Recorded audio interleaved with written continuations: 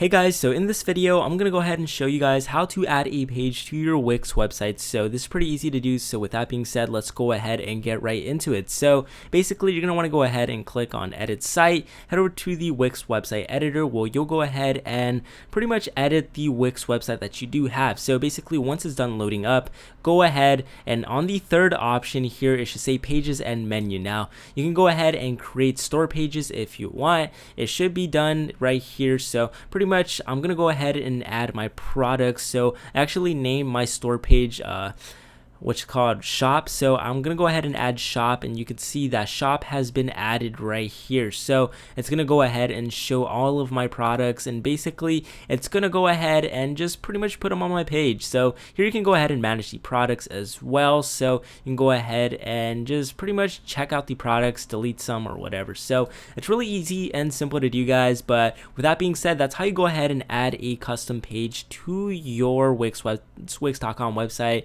You can add products and stuff as the store page. So with that being said, guys, that's pretty much how you do it. Like and subscribe to the channel, guys, if you found it helpful, and make sure you guys comment down below your feedback. But with that being said, I'll see you guys for the next video.